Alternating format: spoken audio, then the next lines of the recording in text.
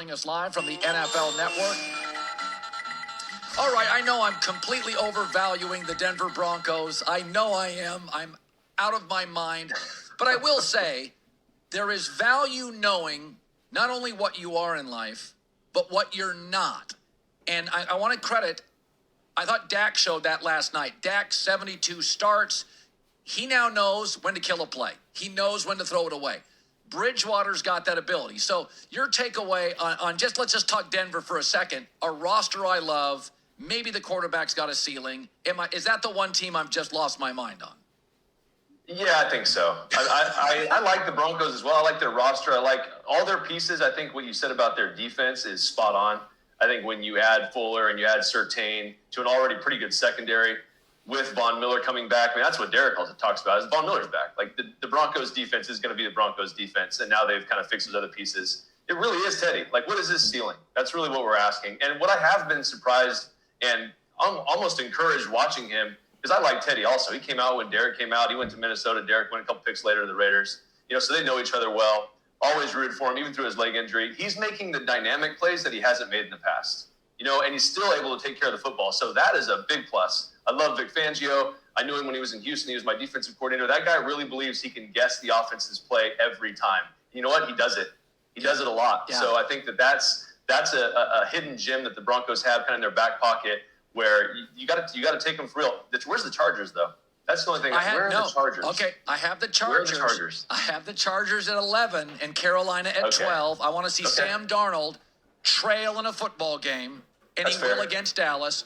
And the Chargers, 12 penalties, butchered that Cowboy game. They should have won it at home. And situationally they're pretty bad too. Honestly, that's the other thing. I think young head coach, he's still trying to figure it out. Like they almost threw that Kansas City game away down by the goal line.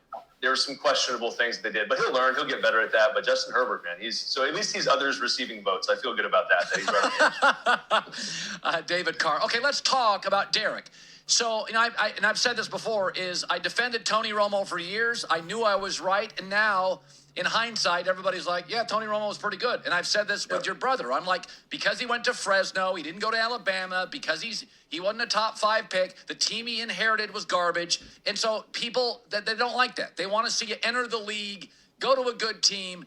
And Jared Goff enters, pretty soon, McVay. So Derek's had to overcome a lot in his career. And now he's really rolling. When did you know with the Gruden thing, when did you feel like, because you were talking to your brother, that it's going to work and they're in unison and this thing is going to work? Because I was a doubter. I didn't know right away. I would be lying to you if I said that. I think it did take me a while because they butted heads for a while. Derek had ideas. He had gone through a lot of coordinators. John had been out of the league for a long time. Not that Derek thought this, but there was the feeling of you have to show us that you're current because the offense has changed, but John has definitely done that. I remember the very first conversation where I knew Derek was sold on John. He came to me. He's like, dude, we just broke down these combination routes and bunch routes, and he had an answer for everything.